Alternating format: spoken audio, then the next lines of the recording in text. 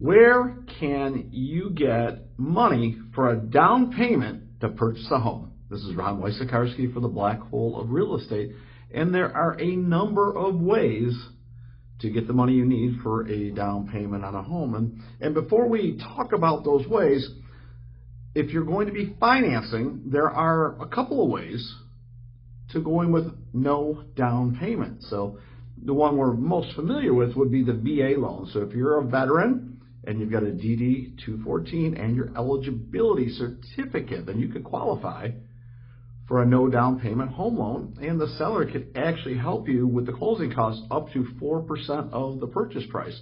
So that is a way where you can get in with almost like no money down for the down payment or the closing costs. Now, there's also a USDA loan, sometimes they call it a rural housing loan, that also has a feature of no down payment. Now, it's in a specific area. You can go to their website, and then you can type in the address to see if that property qualifies. There's also some qualifying income for the family household, but that could mean a zero down payment as well, and the seller can help out with closing costs, and also they can finance a little bit within that, but you have to qualify. There are actually limits to the income as far as how much you have to make and a number you can't go over. So go to USDA.org and they can help you out with that. So those are the two documented ways for no down payment. Now, FHA, super popular. It's been around for over 100 years, I think, anyways, or at least very close to 100 years. And it's a 3.5% down payment. And the seller can help with closing costs. Typical amount is 3%, but it can go higher. You should definitely consult with a lender on this particular program.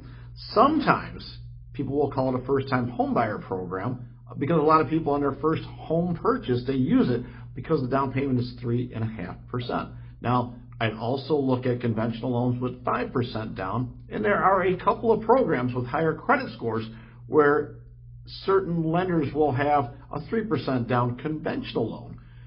So there's a lot of things you can look at from the lending side. Now, where's the down payment going to come from? Well, if you don't need a down payment, then you don't need a down payment. But for most people, we're going to need one. And the ways that we can help you are to, number one, save some money.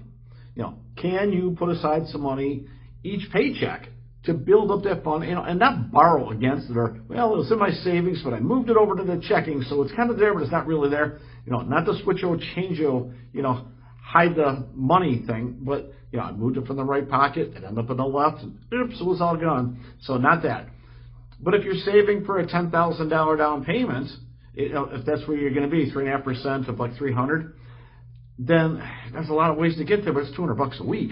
So in a year, you've got to save $200 per week or $800 a month. That's a lot coming out of most families' paychecks. So it's a way to do it. And it's a piece of puzzle. It might take you a year or two to save up 10 grand and not touch it in life's little emergencies. So be prepared for that. Now, where can you get big chunks of money? It's tax time. How about a tax refund? Maybe you're qualifying in such a way that the tax refund can be used for the down payment. And you have to take that check and probably get a copy of it, copy of your tax return, which the mortgage people are going to ask for anyways, and probably seeing it go into your bank account either by direct deposit or maybe they actually mailed you a check. So save that. And if you get a $4,000 or $5,000 refund check, that could absolutely get you, half the way there to your down payment that you're going to need.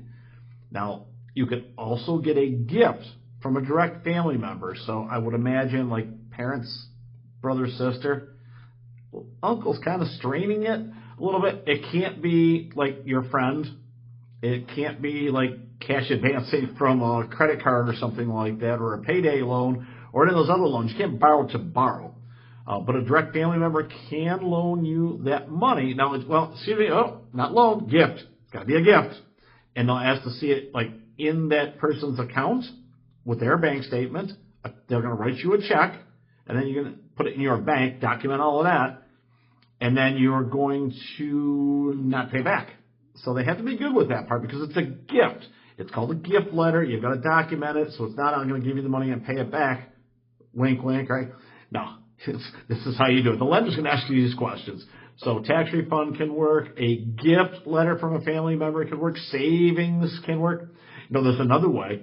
If you've started a 401k, you can borrow against it under a lot of circumstances, and you need to talk about the person who's the plan administrator for your 401k to find out what the terms are to borrow against your 401k. And if you have an IRA as well, perhaps it's the same thing. You may only be able to borrow from one or the other, not necessarily both. Rather than make it complicated, call them, find out, I've got some money in a 401k, I'd like to buy a house. What does that look like? If you do a one-time withdrawal, it immediately becomes taxable because when you put it in there, you didn't pay the tax on it. It was tax deferred going into a 401k.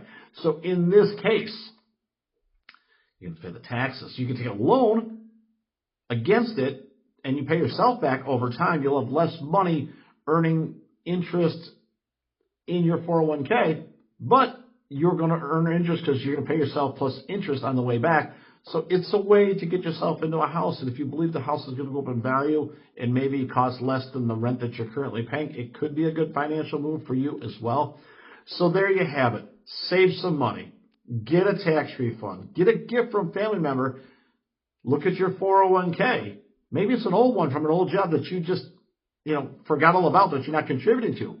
That could also help you. Now, I'm sure there's other ways that you can think of, but right now, that's several ways that you can use to get the down payment to buy a house, especially now that rates are at 5.99%. This is going to get really interesting. If you got questions, drop us a line. Definitely hit the subscribe button. This is Ron Wojciechowski for the Black Hole of Real Estate.